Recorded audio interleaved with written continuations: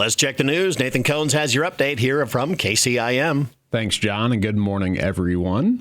To lead off, no, I don't have video. It shuts off right as I get past my garage. Man. So, would have been a good time. But jumping straight into the news here, the Carroll City Council approved a professional services agreement with JEO Consulting Group for a $4.5 million project to improve stormwater drainage along Southgate Road during Monday night's meeting. That issue first came to the city's attention after several residents complained of standing water in their yards following heavy precipitation events. Officials received a proposal from JEO last summer on potential drainage improvements for that neighborhood near Rolling Hills Park. Public Works Director Randy Kroll says staff is recommending an expanded project now to save work in the future. During design of the storm sewer project on Southgate Road, it was determined that the storm sewer would have to be constructed under the street paving, and that was due to major utility conflicts in the public right-of-way. So that required significant removal and replacement of pavement on both Southgate Road and Southdale Drive. I've tried to illustrate the proposed paving replacement. It appears to be much more than half of the current paving would need to be removed and replaced for storm sewer construction only. So that, I think, gives you the opportunity to consider complete replacement of paving. The council essentially has four options. They could pass on the project altogether, remove and replace just the mains, remove and replace mains and services, or replace the services only. The options range in estimated cost from about $4.29 million on the low end to almost $5 million on the high end. Kroll notes the mains themselves are in good condition. Okay, we have reviewed the sanitary sewer. It is in good condition. It's not in need of replacement.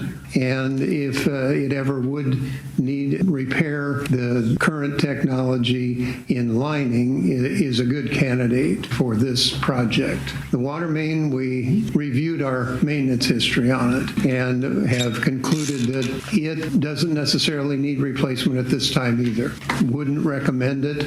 The saving grace with the water line is that it's not under the paving.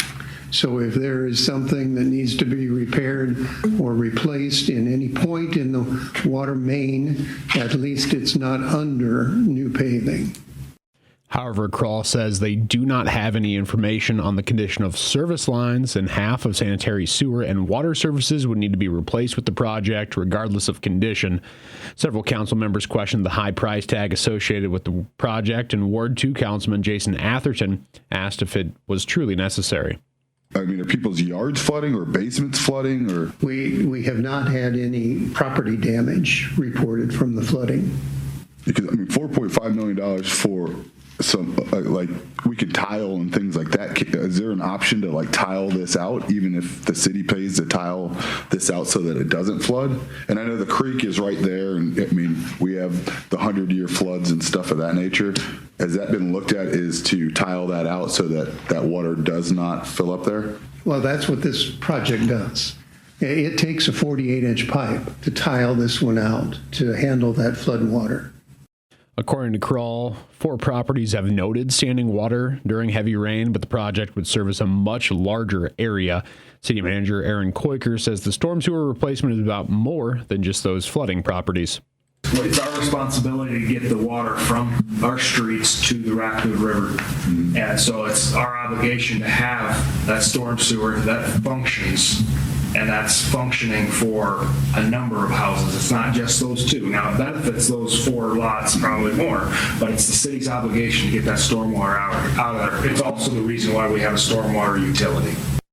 The council voted 4-1, Atherton being the sole nay vote, to approve that JEO contract amendment to move forward with repaving, storm sewer replacement, and service line replacement for $4.525 million. Design fees for the project now total $326,780. Looking elsewhere, the Catholic Charities of the Diocese of Sioux City invites residents of Carroll and the surrounding communities to register for an upcoming suicide support group here in Carroll. The program begins on Tuesday, February 20th, with a total of 6 meetings held every Tuesday through March 26th at their office at 409 West 7th Street. The group is open to individuals aged 18 and older who have lost a family member or friend to suicide more than 30 days ago. Tina Landers, LMSW, will lead the sessions, emphasizing the importance of finding hope and support amid the challenges of grief and loss. Meetings will be held between 5:15 and 6:45 p.m. Again, those are on Tuesday evenings. Space is limited, and those interested in joining the suicide support group or seeking guidance from a therapist can contact Catholic Charities directly at 712-792-9597 or email at info@cathchair.com. That's CATHCHAR.com. Catholic Charities of the Diocese of Sioux City offers services to people of all faiths and backgrounds, and participants do not need to be members of a local parish to participate. And you can find that contact information also included with this story on our website at 1380kcim.com. But that is going to be wrapping up your 6 o'clock news. I'm Nathan Cones reporting. All right. Thanks, Nathan, for that news update. Once again, we're going to check the weather forecast. We've got another day of fog, another day of some slick roads out there, especially in town. Honestly, driving in from Lakeview this morning, I didn't run into too many slick roads at all on the major highways. I drove 71 pretty much all the way in, but again, it's the in-town roads that are really, really slick out there this morning. So be extremely careful. We're going to check the weather moments away on KCIM.